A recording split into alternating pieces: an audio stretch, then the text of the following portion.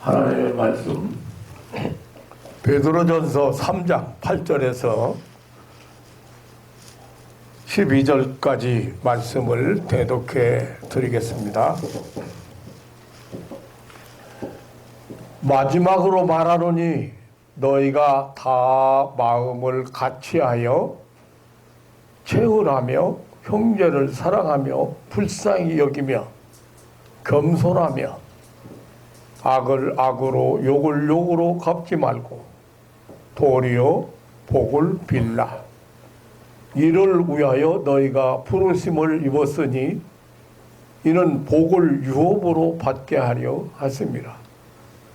그러므로 생명을 사랑하고 좋은 날 보기를 원하는 자는 혀를 금하여 악한 말을 그치며 그 입술로 괴를 말하지 말고 악에서 떠나 선을 행하고 화평을 구하여 이를 좇으라. 주의 눈은 의인을 향하시고 그의 귀는 저희 간구에 기울이시되 주의 낯은 악행하는 자들을 향하시느니라 하였느니라. 아멘. 12절 말씀까지 대독해 드렸습니다.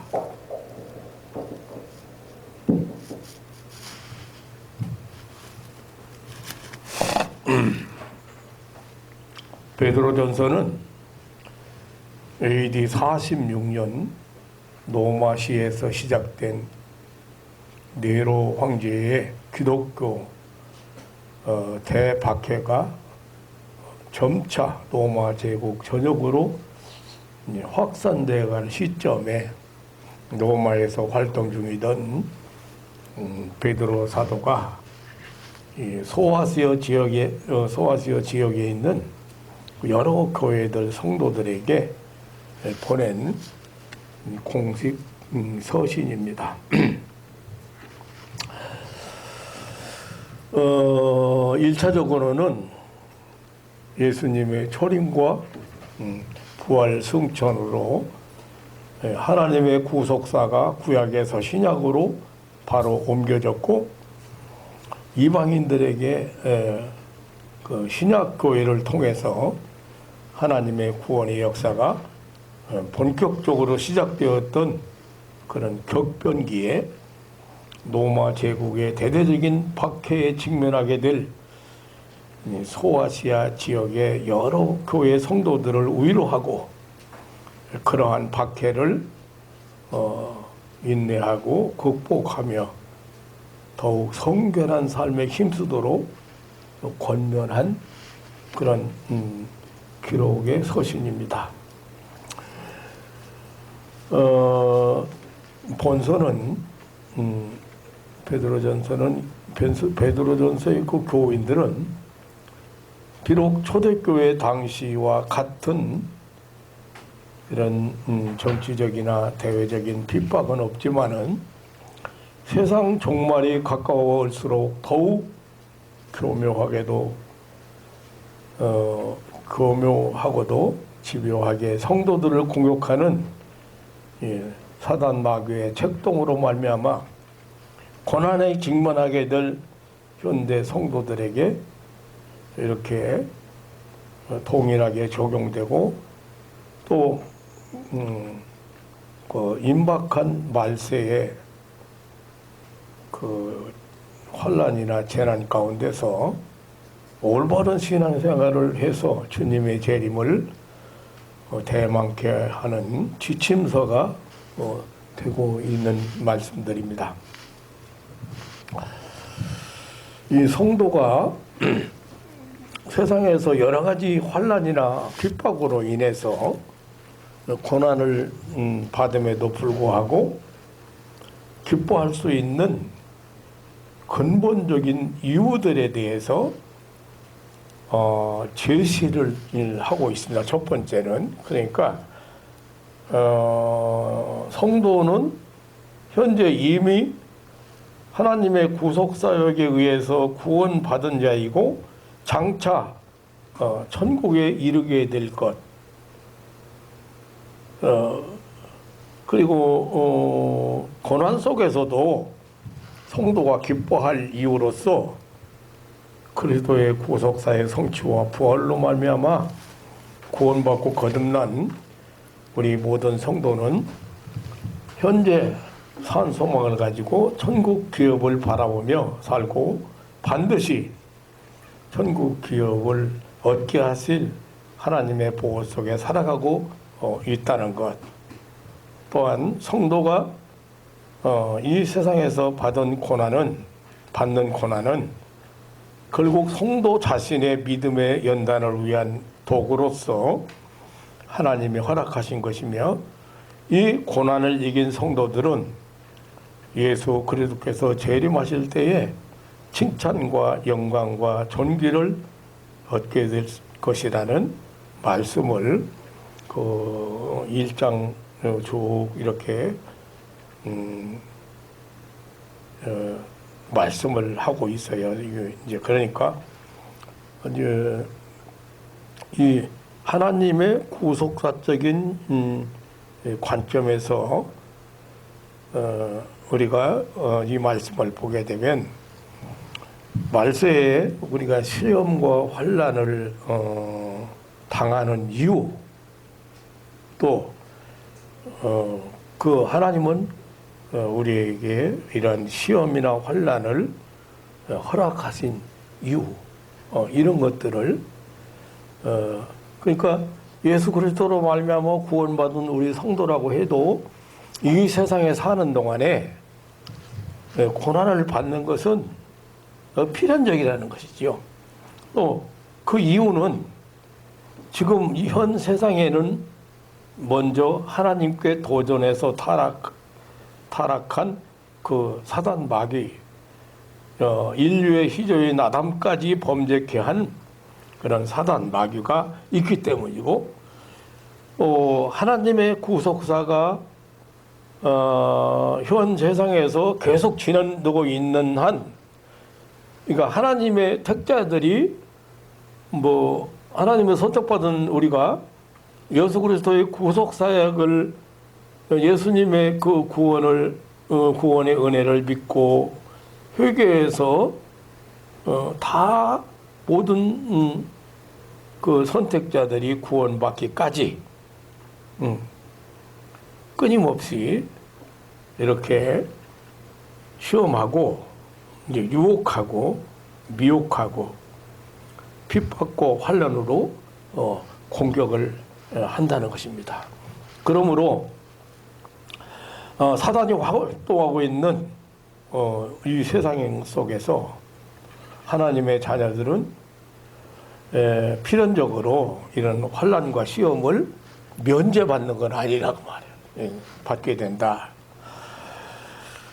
현 세상 속에 받는 이런 시험과 환난, 다시 말하면 대적마귀의 여러 가지 공격을 통해서 하나님의 백성들은 오히려 참된 천국 백성으로서 성장, 연단 과정을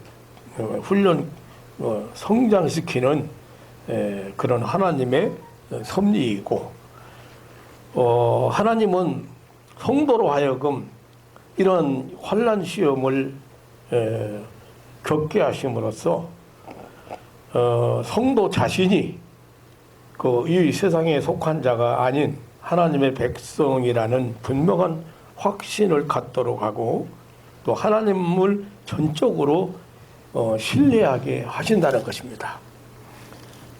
그래서 우리의 최종 목적지인 천국에 이를 때까지 이 세상에서 성도 자신이 하나님의 백성으로서 자부심을 가지고 살고, 또 이 세상에서 받는 이러한 시험과 환난은 오히려 자기 믿음을 연단하고 천국 소망을 더욱 견고케 하는 계기로 삼도록 하시는 것입니다. 그래서 전반에는 이렇게 성도가 이 세상에서 여러 가지 환난이나 핍박으로 인해서 고난을 받는데도 불구하고 기뻐할 수 있는 근본적인 이유들에 대해서 얘기를 하고 있고, 그리고 성도 개인 신앙생활에 대해서 이제 그 신앙생활 자세에 대해서 자세에 관한 교훈들을 계속 하고 있습니다. 성도들에게 그리스도의 재림을 대망하면서 이 세상의 악한 행실을 본받지 말고 성결한 삶을 살 것, 그리고 하나님의 말씀에 근거한 진리 안에서 형제 사랑에 힘쓸 것을 권면하고 있습니다. 죄악된 이 세상과 함께 영원히 멸망받아 마땅할 죄인이었으나 구원받고 세상과 구별하여 성도로 부름받은 우리는 마땅히 우리를 부르신 자, 곧 하나님의 뜻을 좇아 천국을 향해 가는 이 세상의 나그네로서 성도의 본분에 맞는 성결한 삶을 살아야 한다는 것입니다. 다시 말하면 우리가 이 세상 나그네 된 자로서 가져야 할 기본적인 삶의 자세는 현재 불신자들이 그렇게 살고 있고, 또 성도 자신도 과거에 이 세상 공중권세 잡은 자의 지배하에서 육적인 욕망에 따라 마음대로 살던 것과는 달리 이제 영원히 멸망받을 수밖에 없는 상태에 있던 우리들을 그리스도의 구속의 은혜로 구원을 얻게 하신 하나님의 뜻을 따라서 하나님을 기쁘시게 하는 그런 삶을 살고 하나님께 대한 믿음과 소망을 가지고 사는 것이 겉모습만이 아니라 삶의 질적인 변화를 이루어야 한다는 것입니다. 성도의 그 삶의 질적인 변화를 비단 그 대신관계, 그 하나님과의 관계에서만이 아니고 대인관계, 사람과의 관계에 있어서 이루어져야 한다는 것입니다. 즉 성도의 개인관계는, 대인관계는 구원받기 이전과는 달리 하나님의 말씀, 곧 진리 안에서 이루어져야 한다는 것입니다. 구원받고 천국 소망으로 살아가는 나그네들로서 서로 사랑하고 위로와 권면을 나누면서 성공적인 그런 신앙생활을 영위해 나가야 하겠습니다. 성도가 이 세상에서 당하는 그런 환난, 특히 그 임박한 종말에 극심하게 일어날 이 세상 사람들의 핍박으로 인한 고난 중에 성도들의 삶의 자세에 대한 교훈을 2차적으로 이렇게 말씀하고 있습니다. 8절에 보면 성도들이 서로 한 마음에 대해서 긍휼히 여기고 사랑하라는 것, 그리고 9절에는 악한 자들을 악한 방법으로 대항하지 말라는 그런 두 가지 그런 교훈과 함께 그 시편 34편 12절로 16절의 말씀을 인용하면서 성도가 악한 자들을 악한 방법으로 대항하지 말아야 될 이유를 이렇게 설명해 주고 있습니다. 즉 세상에 시험 환난이 올 때 중요한 것은 성도들이 이 시험이나 환난이나 이런 것으로 인해서 와해되지 않도록 사랑과 선행의 권면으로 서로 간의 결속을 견고히 해야 된다는 교훈을 하고 있습니다. 마귀라고 하는 이름 자체가 디아볼로스잖아요. 그게 뭐예요? 디아볼로스 이간자예요. 첨소자, 거짓 비방자, 중상모략자 그런 뜻이거든요. 그래서 이게 사람과 사람 사이 지금 이제 사람들이 이제 각박해졌잖아요. 마음이 완악해졌잖아요. 또 이제 위축돼 있잖아요. 그렇게 되면은 이제 아주 사소한 일에도 굉장히 이제 사람과 사람 사이가 사소한 일에도 격해진다고 말이에요. 그런데 마귀가 디아볼로스잖아요. 이간자잖아요. 이간시킨다 이거예요. 근데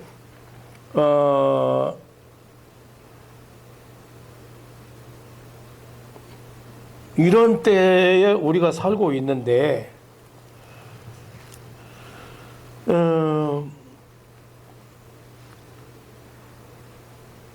이 정말 이렇게 이거 말세가 가까워 오면서 이 마귀 사탄의 횡포와 함께 이웃 간의 관계가 서로 간의 관계가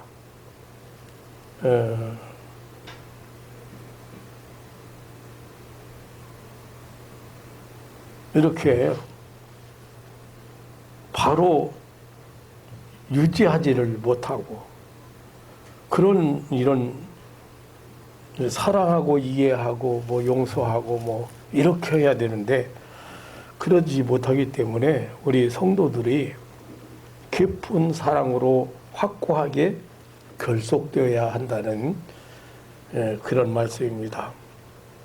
그리고 악한 자들을 악한 방법으로 대항하지 말라고 했습니다. 그건 이제 예수님의 교훈도 예수님께서 주신 산상몽원에서 주신 교훈과도 상통하는 말인데 악한 자들을 악한 방법으로 대항할 때 근본적으로 죄를 멀리하고 의를 행해야 될 성도 자신이 죄에 빠지는 결과를 낳게 되는 것입니다. 그러니까 악한 세상 가운데서 우리를 불러내서 성도로 세우신 하나님의 뜻이 위배되는 것이고 또 화평케 하는 자로 살아야 될 성도요 자신의 사명과도 맞지 않는 것입니다. 그리고 성도가 이 악한 자들을 이기는 것은 오직 선으로만 가능하다는 것입니다. 그러니까 예수님은 마태복음 5장 39절에 보면 오른편을 때리거든 왼편은 돌려대라는 거예요. 원수가 줄이거든 먹이고 목마르거든 마시우라는 거예요. 그러니까 적극적인 태도, 오히려. 그리고 사도 바울도 로마서 12장 21절에 보면 악에게 지지 말고 선으로 악을 이기라 했어. 그러니까 악을 이기는 방법은 선밖에는 없다고 말이에요. 다른 악을 악으로 이기려고 해가지고는 못 이긴다고 말이에요. 선으로 인해서 회개하게 할 수 있고 악한 자가 끝까지 그 마음을 돌이키지 않고 대적해 올 때 그때는 그것을 참는 인내하는 성도에게는 의의 멸류관이 주어진다고 말씀하셨습니다. 이제 오늘 아침 제가 이제 서론적인 얘기를 지금 쭉 했는데요. 여러분과 함께 은혜를 받으려고 하는 말씀을 한번 다시 한번 보겠습니다.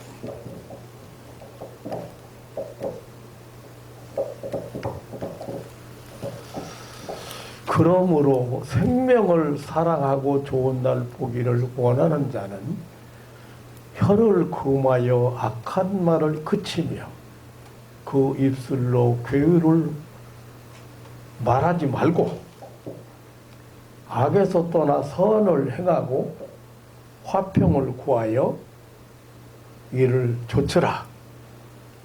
주의 눈은 의인을 향하시고 그의 귀는 저의 간구에 귀를 기울이시되 주의 낯은 악행하는 자들을 향하시느니라 하였느니라.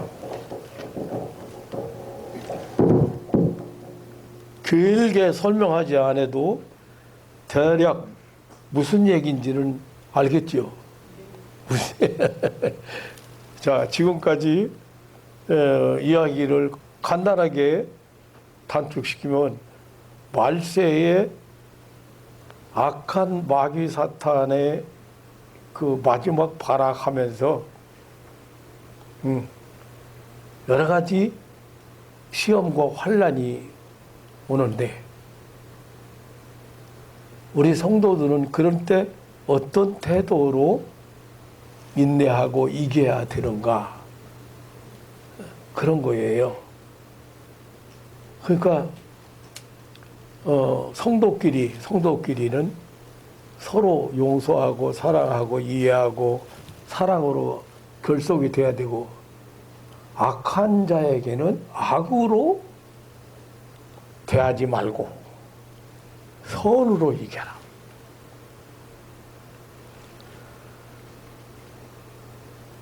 그리고 좋은 날 보기를 원하는 사람은 말을 지금 여기 이 말씀이요. 시편 아까도 말씀드렸지만 34편 12절로 16절에 있는 말씀을 이용해서 그런 악한 자들을 악한 방법으로 그 악한 자들을 보복하지 말고 대항하지 말고 그리고 선으로 대할 것을 권면하면서 이런 얘기를 하는 거예요. 생명을 사랑하고 좋은 날 보기를 우리는 원하는 사람들이잖아요. 그러니까 여기 구약에서 생명과 좋은 날은 인간이 현세에서 얻을 수 있는 만족들을 나타내지만은 여기 신약에서는 생명은 7절 말씀처럼 영원한 생명을 의미하고 좋은 날은 장래 하늘나라에서 영광의 날을 의미합니다. 그런 이러한 영생과 장래의 영광에 대한 소망을 가진 자들은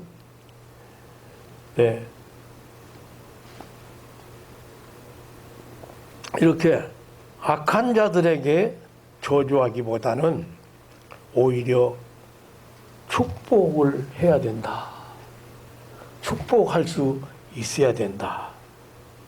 그러니까 우리 적극적으로 우리 성도는 복을 비는 자들이고 또 복을 비례하는 자들이에요. 그래서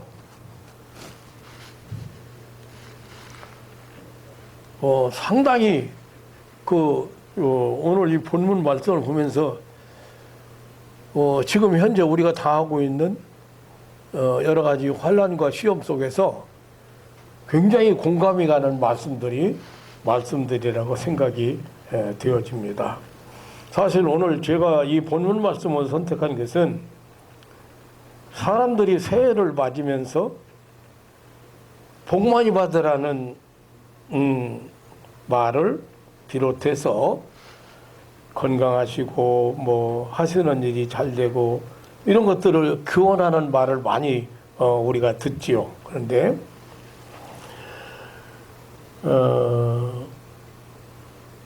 사랑하는 성도 여러분, 금년에도 언제나 좋은 늘 많이 보시기를 주님의 이름으로 축원합니다. 좋은 날들이 되시기를,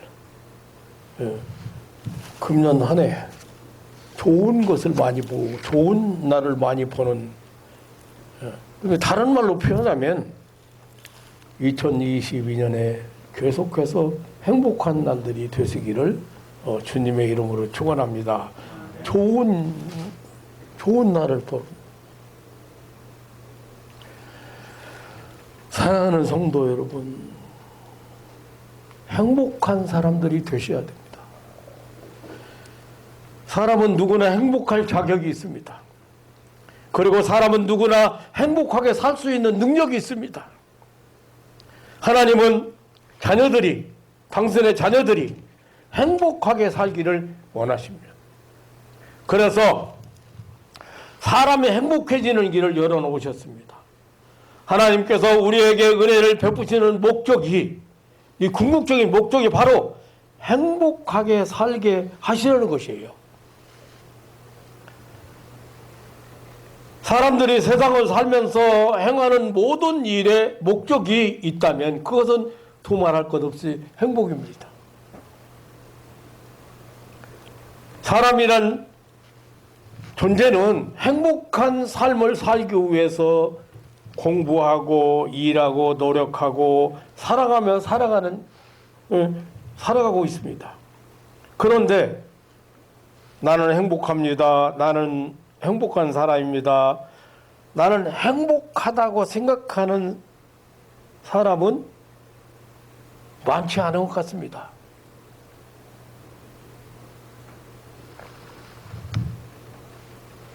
한번 따라하겠습니다. 나는 행복합니다. 나는 행복한 사람입니다. 최 권사님 왜 안 따라해요? 따라했어요? 여러분 지금 하면서 나는 행복합니다. 나는 행복한 사람이다. 그렇게 말하면서 회의를 갖는 것 같아요. 나는 이래서 행복하지 못하고 나는 이래서 행복한 사람이 아니고. 그래요?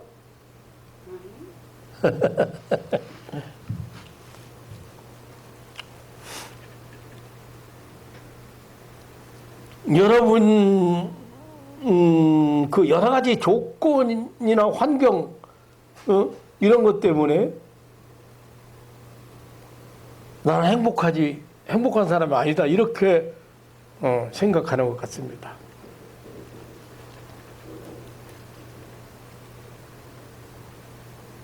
사람들에게, 어느 책에서 보니까 사람들에게 물어봤더니 제일 많은 대답이 왜 사냐고 물어보니까 그냥 마지못해 사는 거죠.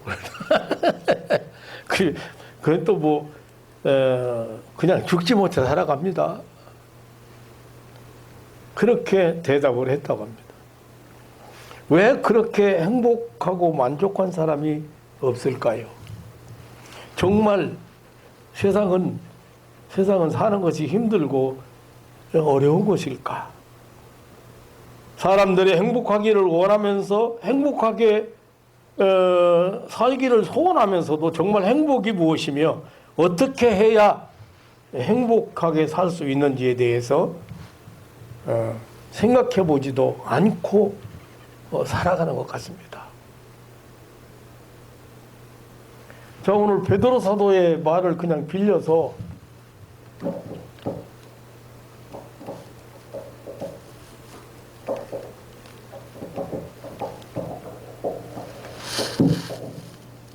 좋은 날 보기를 원하는 자,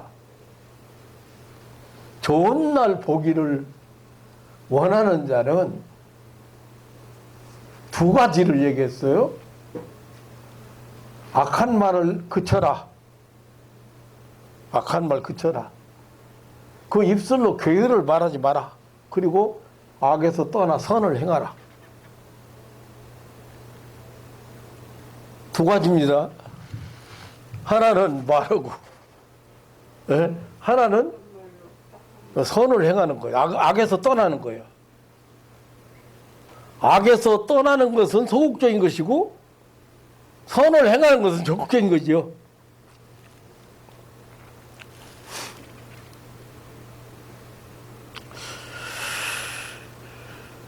무엇이 행복인가? 내가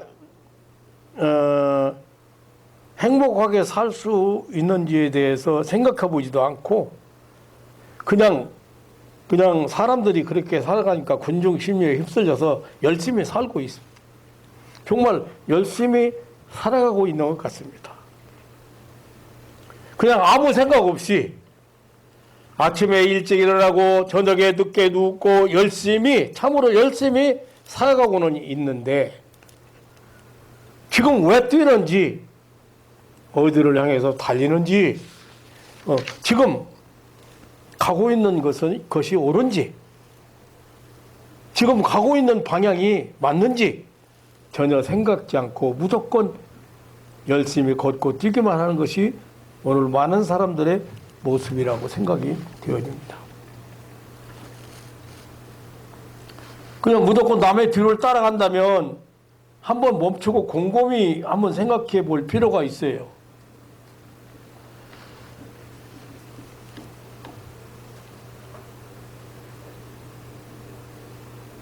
그냥 아이 하나 교육하기 위해서요. 모든 것을 쏟아붓는 부모도 있습니다.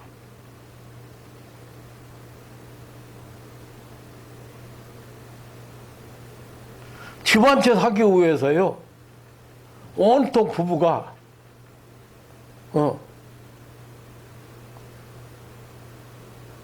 그 사람들 마음속에는 집을 사기 위해서 돈을 모여야 되기 때문에 마음속에 돈만 어떻게 모을 건가, 언제까지 모을 건가, 어떻게 집을 살 건가로 온통 가득 차 있어요.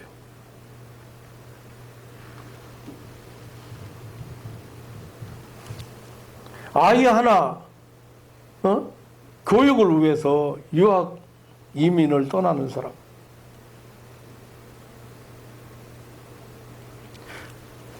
설령 그 아이가 유능한 실력자가 되었다고 하더라도 그것이 그 아이에게 행복한 삶을 살게 하는 것이라고 생각한다면 그건 잘못입니다.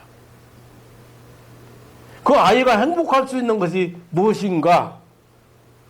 행복해지기 위해서 해야 될 가장 중요한 일은 바로 행복에 대해서 생각하는 것입니다. 이것이 행복인데 저것을 행복으로 잘못 생각한다면 그는 평생 행복해질 수가 없습니다. 저것을 얻어도 저것을 놓쳐도 그 사람은 불행합니다. 근데 정작 중요한 이것을 결국 잡을 수 없게 되기 때문에 그는 행복할 수가 없습니다. 어떤 것이 행복인가를 생각해 보기라도 했으면 좋겠다고 말합니다.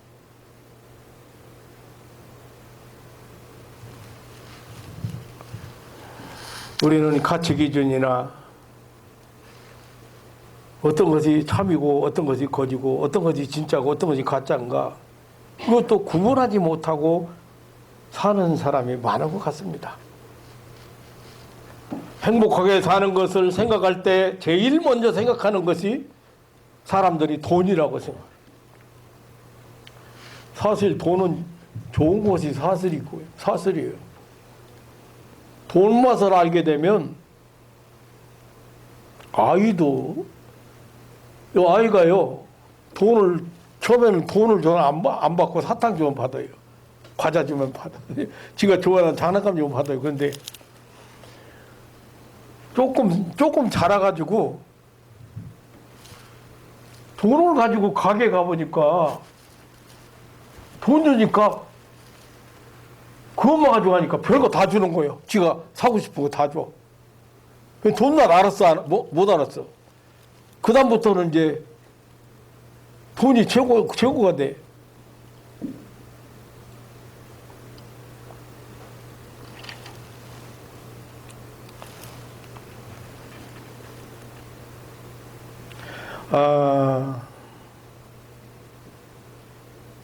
세상 돈을 싫어하는 사람 없지요.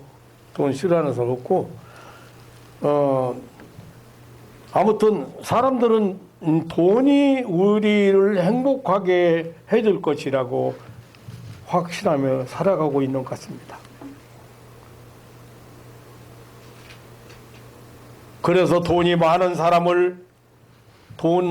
많고 부자를 잘 사는 사람이라고 말을 하죠.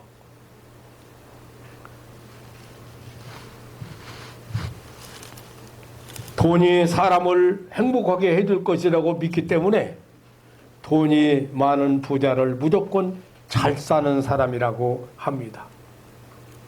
그리고 돈이 없는 가난한 사람을 못 사는 사람이라고 합니다. 어쩌면 맞는 말 같고 맞는 표현 같지만 그것은 잘못된 표현이라고. 돈이 없으면 행복하지 못하다고 생각하고 살기 때문에 그런 표현을 하는 것 같습니다. 물론 돈 없이 가난하게 산다는 것은 절대로 좋은 일, 즐거운 일은 아닙니다. 가난의 정도가 심해지면 그 때문에 얼마나 많은 고통이 따르는지 모릅니다. 그러나 무조건 돈 많으면 잘 사는 사람이고 행복한 사람은 아닐 것입니다. 돈이 정말 우리를 행복하게 해주고 잘 사는 것이라면 세상의 부자는 정말 다 행복해야 되는데 그렇지 못한 것 같습니다. 그리고 무조건 부자가 되면 행복할 것이라고 생각해서 돈에 매달려 열심히 살아가고 있습니다. 세상에 불행한 부자들이 얼마든지 많이 있다는 것을 다 알면서도 사람들은 조금도 개의치 않고 돈이 많은 부자로 사는 것을 잘 사는 사람이라고 생각하고 있습니다.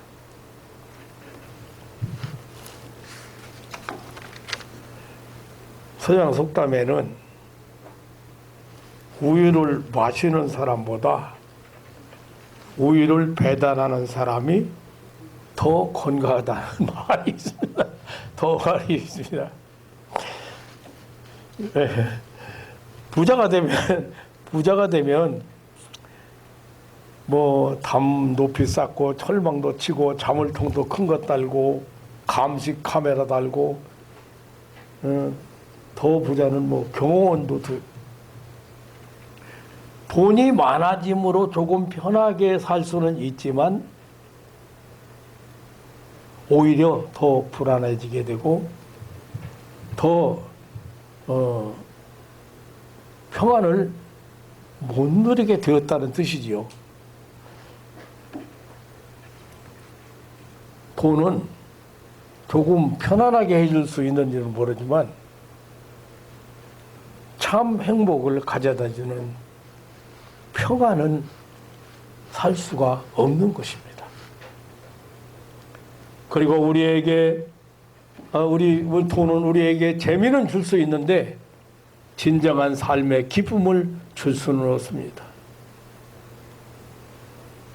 요즘 아이들이 인기가 게임, 그 핸드폰도 참 어째서 그 게임 프로그램은 저는 정말 하나도 않거든요. 그런데 그냥 누르기만 하면 그 프로그램은 또 없어지지도 않아. 그냥 그거 그냥 클릭하라고 그냥. 그런데 지하철을 이렇게 타보니까요. 사람들이 각자 다 핸드폰을 쳐다보고 있는데 내가 이렇게 쳐다보는데 어떤 사람 게임이 다 틀리더라고.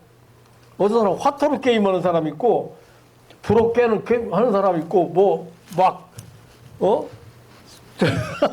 둘이 막 싸우는 그런 결투하는 그런 게임을 하는 사람 있고 전부 보니까 게임, 인터넷 게임, 전자오락. 근데 참 재미있다고 말할 수는 있는데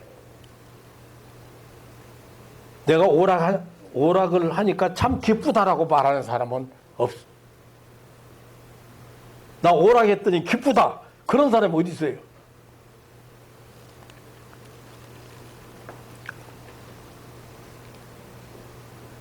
돈은 우리에게 재미를 가져다 줄 수는 있습니다.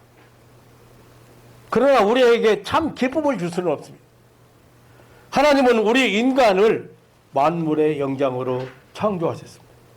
하나님의 사랑의 대상으로, 하나님의 교제의 대상으로,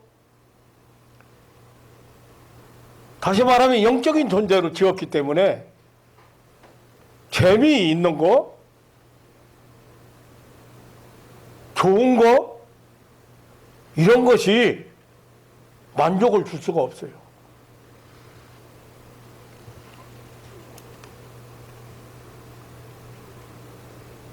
하나님은 우리 인간을 온 천하보다 크고 귀한 존재로 창조하셨습니다.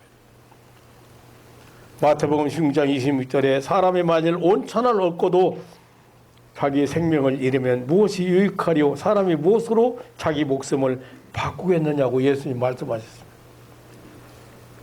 무슨 말씀이에요? 한 사람의 생명이 온 천하보다 귀하다는 말씀.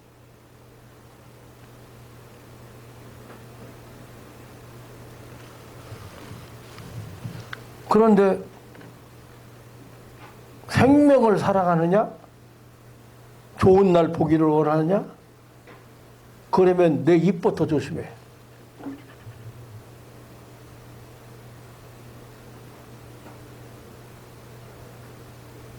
그리고 악에서 떠나. 선이 뭐고 악이 뭔지 몰라요, 사람들이 지금.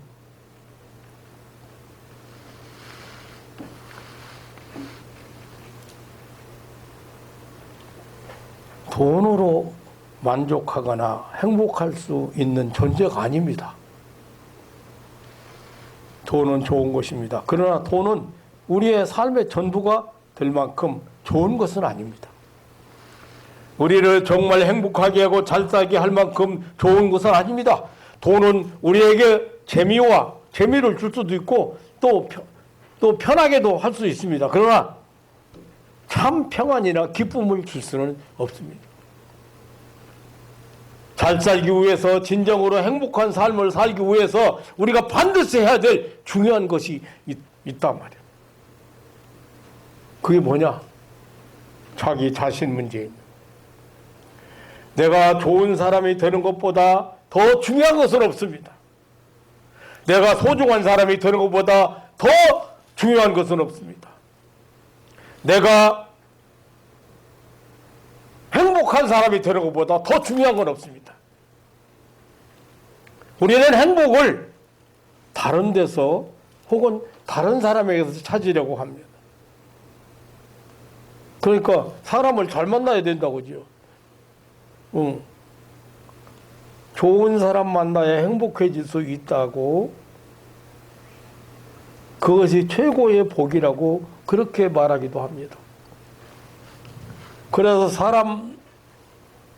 사람과의 만남을 최고의 축복으로 이해하려고 합니다. 그것은 확실합니다. 분명한 사실입니다. 사람 잘 만나야죠. 사람 잘못 만나면 일생을 불행하게 사는 사람들이 많은 것도 사실입니다. 그러나 누구보다도 나 자신이 다 나라는 사람이 중요하다는 사실입니다. 행복은 내가 누구를 만나느냐에 달려있지만 그보다는 내가 어떤 사람이 되느냐에 달려있는 거예요. 내가 좋은 사람이 되는 것보다 더 중요한 것은 없어요. 내가 행복하게 되는 것은, 내게 행복을 주는 사람은 다른 사람이 아니라 바로 나 자신입니다. 그런데 우리 현실은 좋은 사람이 되는 것보다는 유능한 사람이 되려고만 하는 것 같습니다. 또 자신이 좋은 사람이 되려는 노력이나 훈련을 하기보다는 유능한 자가 되기 위해서 힘쓰고 노력하는 것 같습니다. 뭐 보면 교육도 그래. 교육도 유능한 자가 되려는 교육도 교육이 중요한데 좋은 사람이 되는 그런 인성 교육이 더 필요하다.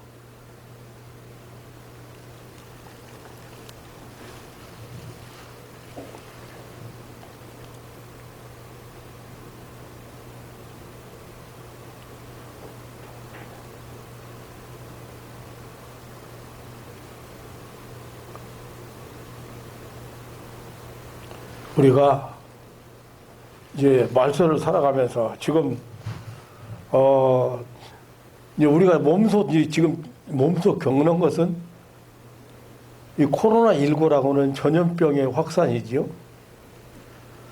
그 다음에 우리가 지금 몸소 겪는 것은 사람들이 이제 바벨탑을 쌓듯 그 문화 문명 그 수준이 높아짐으로 해서 아파트 한 채에 몇십억씩 간다고 말입니다.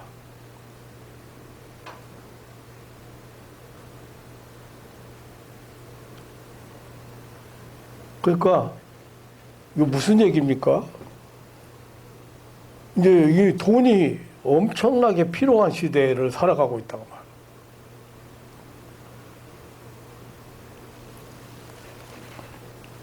그런데 우리는 다른 세계 사람들이 우리나라를 볼 때는 곧 전쟁이 금방 발발할 것 같은, 전쟁이 곧 일어날 것 같은 아주 위협 속에서 살고 있는 나라로 알고 있거든요.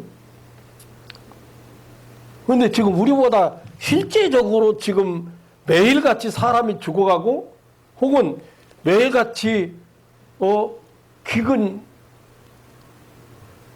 가난, 뭐 여러 가지 그 재해 이런 걸로 해서 고난을 당하는 그런 사람들이 훨씬 더 많아요. 계속해서 지금 전쟁을 치르고 있는 나라, 피난 사려고 있는 나라, 천막치고 하루하루 벌어먹을 것을 찾는 나라.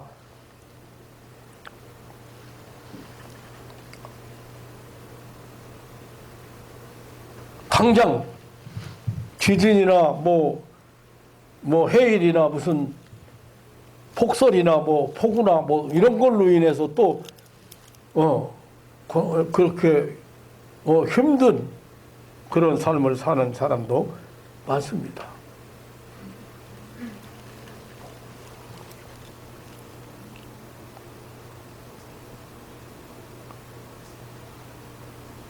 여러분 지금 자신을 잘 좀 돌아봐야 됩니다. 자신 문제가 여러분의 행복을 갖다 주고 불행하게 만들고 하는 거예요. 자신 문제가.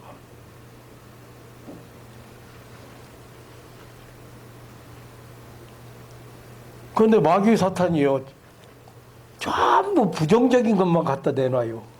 눈앞에다가, 생각에다가. 부정적인 것만 갖다 내놓고 나는 행복한 사람이 불행한 사람이요? 그런데 내가 왜 행복한 사람인가? 나는 왜 행복하게 살아야 되는가? 왜 나는 소중한 사람인가? 나는 왜 이 세상에서 꼭 필요한 가치 있는 사람인가를 잃어버리고 살고 있단 말이에요.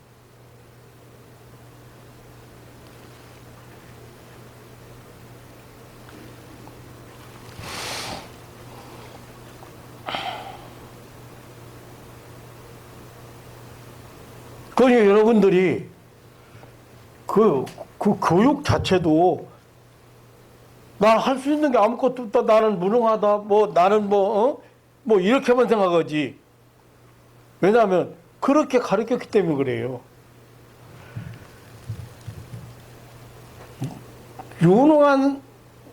유능한 사람이 되는 교육만 가르쳤지 좋은 사람이 되는, 정말 가치 있는 사람이 되는 그런 인성 교육이 결여되어 있다고 말이에요.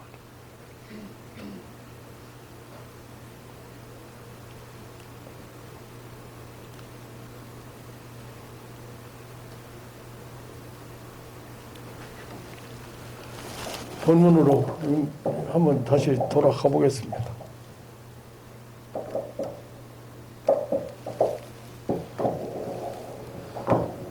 마지막으로 말하노니 너희가 다 마음을 같이하며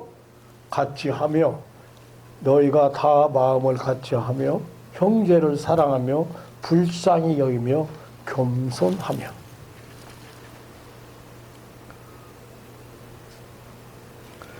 일장에서부터 성도의 개인 생활과 사회 생활 등에 대한 그 성도로서의 생활 지침을 말씀했는데, 이제 본격적으로 이렇게 시험 환난에 대비한 성도들에 대한 권면과 격려를 주시기에 앞서서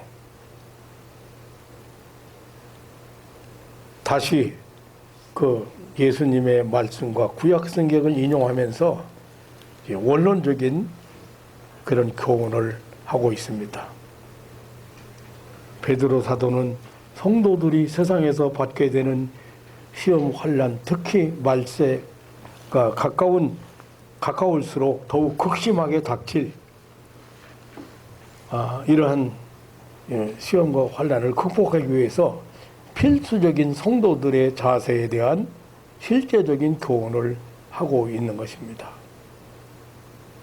마음을 같이 해라. 그러니 같은 생각, 같은 것을 생각하는 것이죠. 예. 하나님의 말씀과 성령에 의해서 조병되어진 그런 공통된 마음을 갖는 것을 말합니다. 체을하며, 그 슈파이데이스 헬라에 보면 그 슈파데이 동정이라는 단어에서 어원에 거기서 시작된 건데, 나온 말인데, 함께 겪음이란 의미를 가지고 있습니다. 그러니까 다른 사람들과 같은 감정을 가지고 기뻐할 때 기뻐할 것을 함께 기뻐하고 슬퍼할 것을 함께 슬퍼하는 것을 말하는 것입니다. 그러니까 공감하고 공생하는 거죠. 다른 사람의 일을 내 일처럼, 나만 아픈 것이 아니고 다른 사람도 아프고, 나만 슬픈 것이 아니고 다른 사람도 슬프고, 상대를 이해하는 최고의 기준, 슌파데이스. 형제를 사랑하며 불쌍히 여기며, 인간의 가장 깊은 감정, 특히 사랑과 동정을 의미하는 유스 프랑코노이, 겸손하며, 파테이노 프로네스, 하나님과 사람들에 대해서 낮은 마음을 갖는 성도들이 마땅히 가져야 될 그런 태도.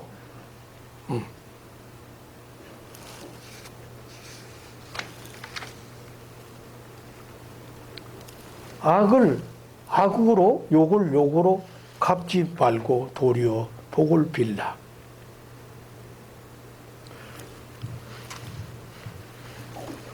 요거 한 절만 만약에 제목을 삼는다면 도리어 복을 빌라, 도리어 복을 빌어라.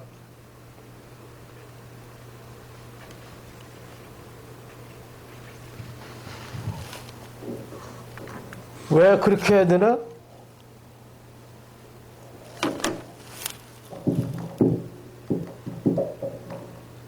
이를 위하여 너희가 부르심을 입었으니 이는 복을 유업으로 받게 하려 하심이라.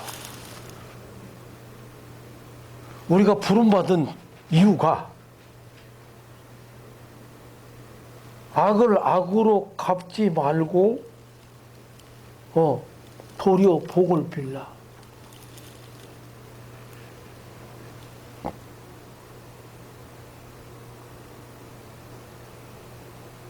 그러니까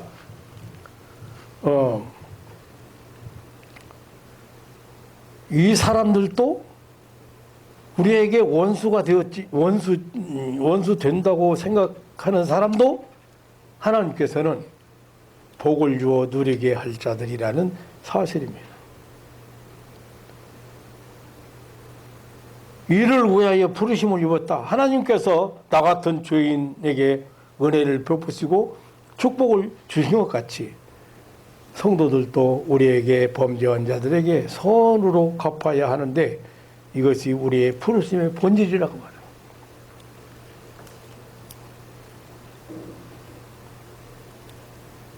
생명을 살아가고 좋은 날 보기를 원하는 자가 누구입니까? 바로 우리 성도들 아닙니까?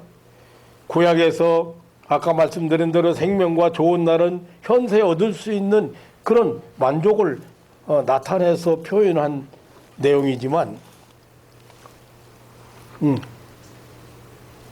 여기에서는 영원한 생명을 의미하고 좋은 날, 장래, 예수님 재림과 함께 우리에게 약속된 영광의 날을 의미합니다. 하지만 그런 역시 구약의 사상 배제된 것은 아닙니다.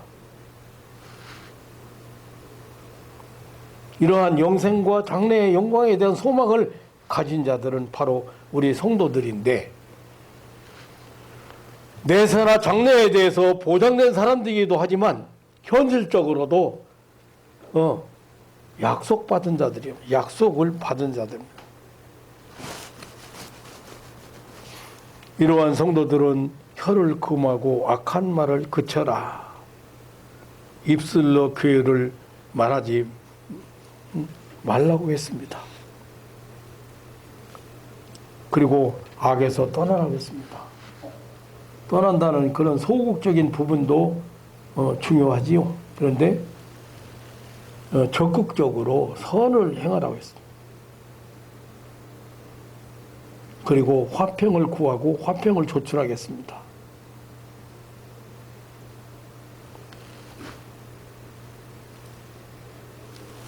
혀를 금하라는 말을 쉬운 말로 풀이하면 무슨 얘기예요? 말을 함부로 하지 말라는 말이죠. 말을 함부로 하지 말라. 왜 그래야 돼요? 예, 말은 권세를 행사하는 거예요.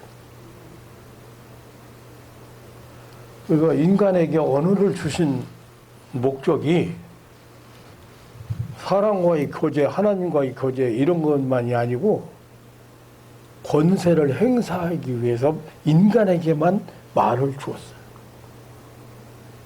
그 말이 무슨 말이냐면 말은 현실화된다 그 말.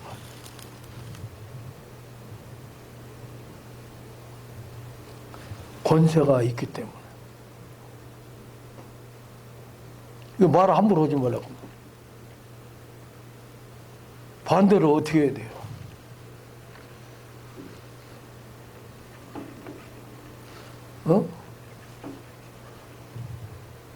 목사님이 너 성공해. 너 금년에 잘 될 거야. 너 금년에 승리할 거야. 너 금년에 출세할 거야. 그렇게 축복하는데 한쪽에서 마귀가 뭐가 갖다 줘?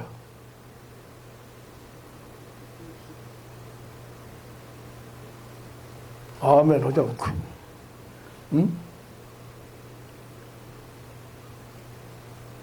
아멘. 그리고 나는 행복한 사람이야. 나는 성공할 거야. 나는 잘 될 거야. 나는 좋은 날이 올 거야. 이렇게 해야 되는데 그 말을 못하게 한다 그 말이에요. 왜 못하게 해요? 그 말을 하면 그대로 되기 때문에 그래요.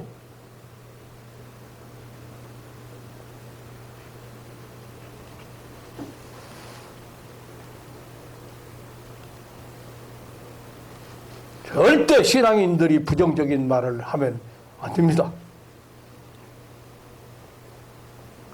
목사가 다 나서서 걱정 마. 다 나섰어. 다 끝났어. 걱정 마. 이렇게 했으면 아멘 하고 나 다 나섰어.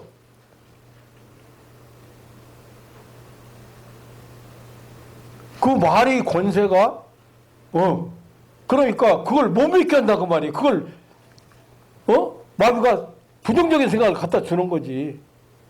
암덩어리가 어떻게 목사님 기도한다고 없어져?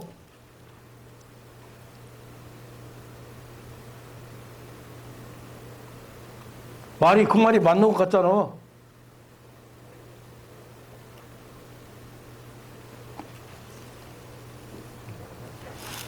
그리고 이 풀을 사용하는 사람이 있어. 만일 만약 이거 사용하는 사람이 있어요.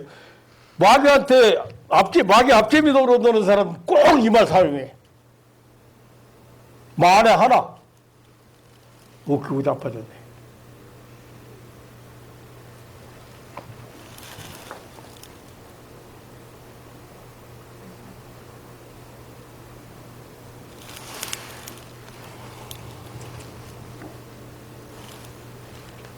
그러니까 지금 말의 중요성을 강조했거든요.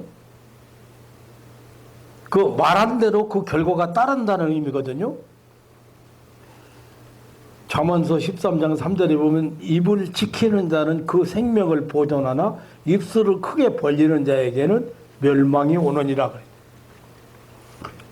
그 다 설명하면 길어지니까 잠언 21장 23절에 보면 입과 혀를 지키는 자는 그 영혼을 환난에서 보존하느니라.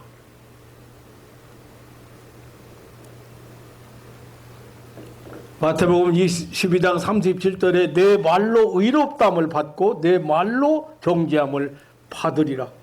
이게 말의 결과로 심판이 있을 것을 말씀하셨습니다. 인간은 말을 주고받으면서 살아갑니다. 말은 인간 관계의 매체이며 말로 인해서 인간 관계의 행불행도 좌우됩니다. 말로 사랑도 고백합니다. 말로 감사도 표시합니다. 이 말이 이렇게 중요한 것인데 생명을 사랑하고 좋은 날 보기를 기다리는 성도는 혀를 금하라고 했습니다. 악한 말을 그치고 괴을을 말하지 말라고 했습니다. 이 괴을이라는 말이 야릇하고 간사스럽게 속임, 남을 함정에 빠뜨리려는 계략을 의미합니다. 그래서 사기, 속임수, 음흉한, 술책, 간계 등으로 쓰이기도 합니다. 말 한마디로 다른 사람을 바보로 만들 수도 있고, 말 한마디로 다른 사람을 나쁜 사람으로 만들 수 있고, 도둑놈으로 만들기도 합니다. 말 한마디로 친구 사이를 원수로 만들기도 합니다. 말 한마디로 일생 동안 가슴 아픈 삶을 사는 사람도 있습니다.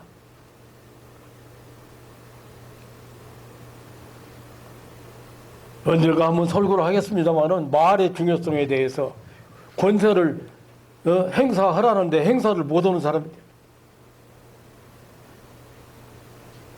권세 행사는 말로 하는 건데 어떻게 말로 해?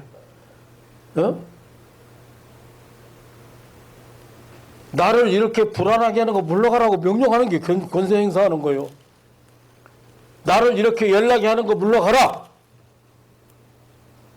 나를 이렇게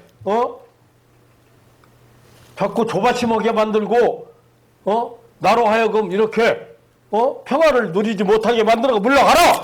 권세 행사하라 그 말이. 박자까지 치네. 여러분들이 아멘 안 하니까 마이크가 박자 치네.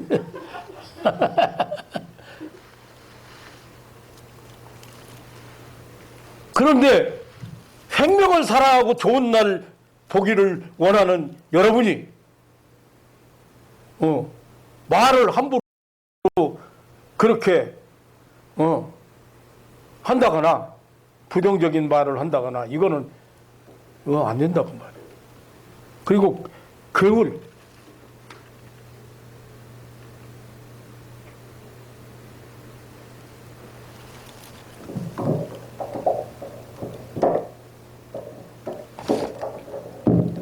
그 입술로 그거를 말하지 마라. 남 속이려고 하지 마라. 거짓 증거하지 마라.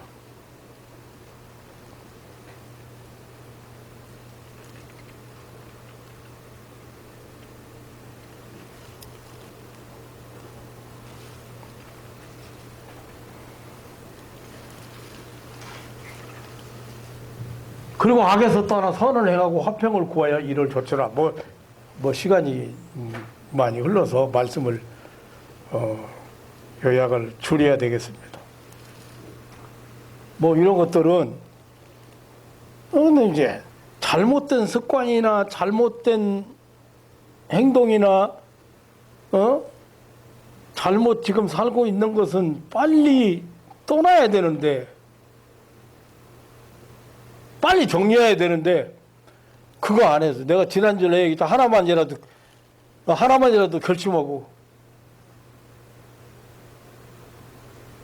옛날에 목회할 때 이제 그거 했더니 어떤 사람이 이제 약속에서 술 끊는 거, 어떤 사람은 담배 끊는 거, 오늘 하나씩 딱 써가지고 불로 태우기 시켰어. 불 태우기 시켰어. 하나씩.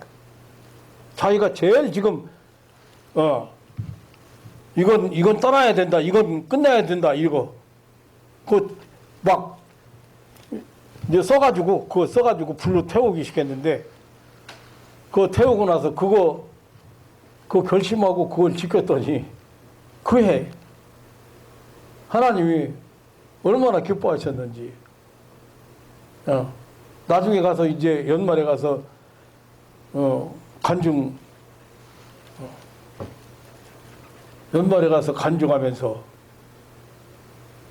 그거 하나 못 끊고, 그거 하나 떠나지 못하고, 그게 악이라는 걸 알아야 돼요.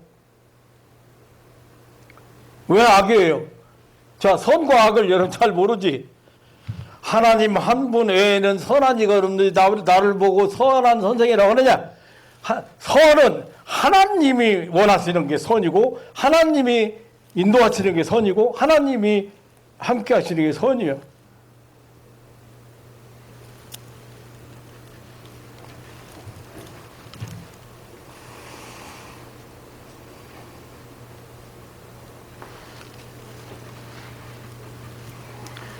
시비들, 주의 눈은 의인을 향하시고 그의 귀는 저의 간구에 귀를 기울이신다.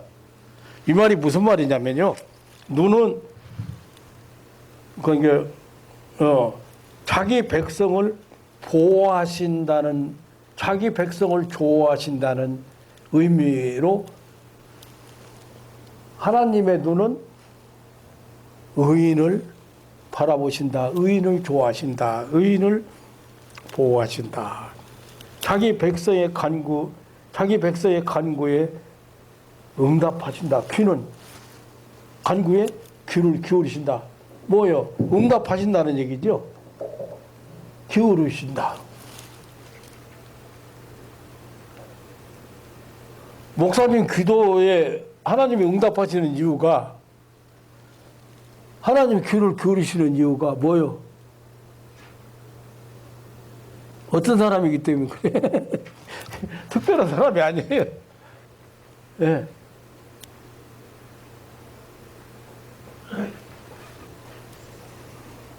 또 반면에 주의 낯은 악행하는 자들을 향하시느니라.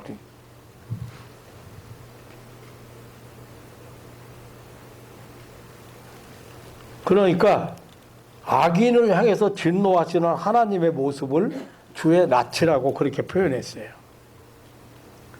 특별히 여기 향하다는 그 에피라고는 전치사를 이렇게 보면은 대항하여 맞서서라는 뜻이거든요. 그게 악인을 대적하여 진노하시는 하나님의 그 모습을 선명하게 묘사하는 것입니다.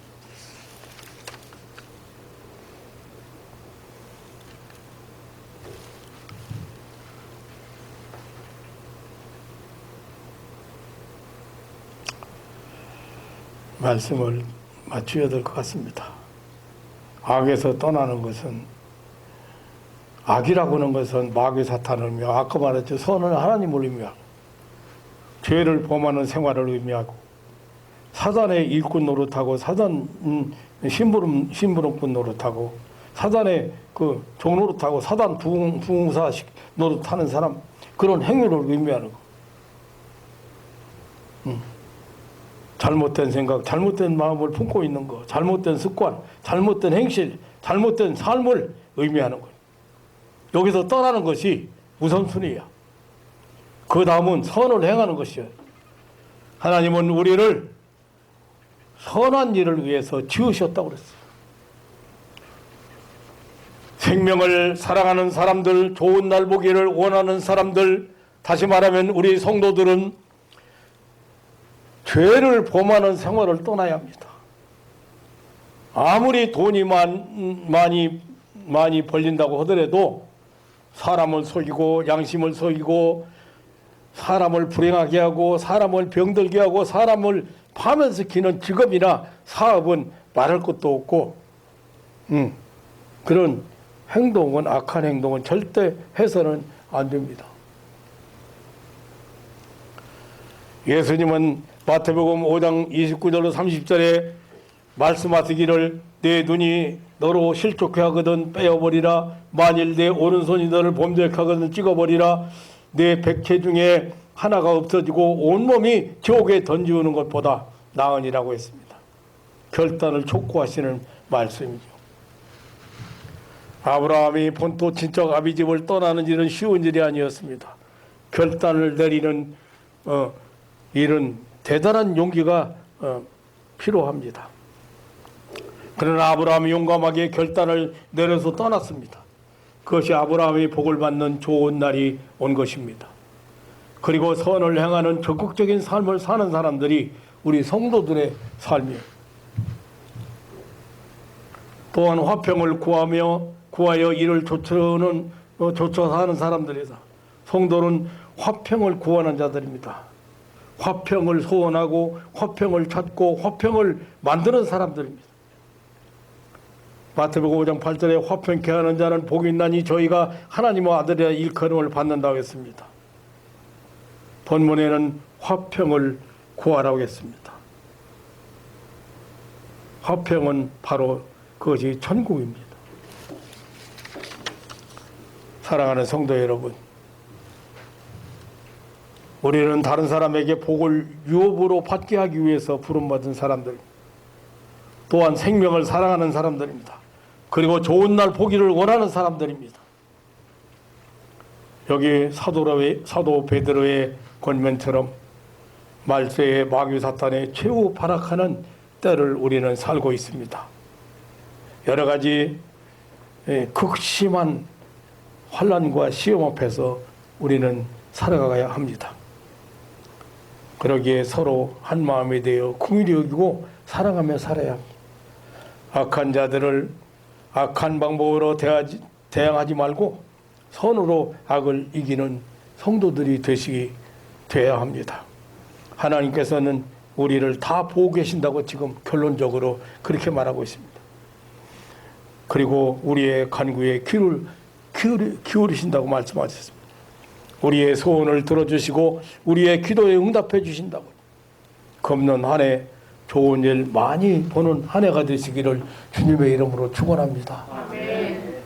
좋은 일을 많이 만나는 그런 한 해 되시고 여러분의 입술이 늘 감사와 찬양으로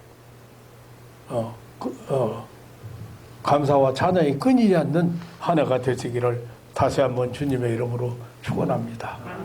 하나님 아버지 놀라운 사랑과 은혜를 감사합니다. 말세에 있을 시험 환난 중에서 우리 성도가 취해야 될 이렇게 바른 자세에 대해서 오늘 또 이렇게 저희들이 교훈을 받았습니다. 사랑하는 가족들에게 약속된 한 해 좋은 날을 많이 보게 하여 주옵소서. 정말로 하나님의 나라를 살아가는 하나님의 백성들 되게 하여 주옵소서. 무엇이든지 긍정적으로 생각하고 무엇이든지 적극적으로 생각하고 무엇이든지 내 중심이 아닌 이타주의적인 그 남을 먼저 생각해보고 그리고 거기에 이렇게 맞춰갈 수 있는 그런 삶이 되도록 하나님 축복하여 주옵소서. 하나님 아버지, 금년 한 해 동안 정말로 사랑하는 가족들이 나는 행복한 사람이라고 고백할 수 있는, 나는 행복하다고 항상 말할 수 있는 그런 긍정적이고 그리고 새로운 가치관을 가지고 새로운 세계를 보고 새로운 삶을 영위해 나가는 그런 한 해가 되게 하여 주옵소서. 감사하며 언제나 변함없이 우리를 사랑하시는 예수님의 이름으로 기도하옵나이다. 아멘.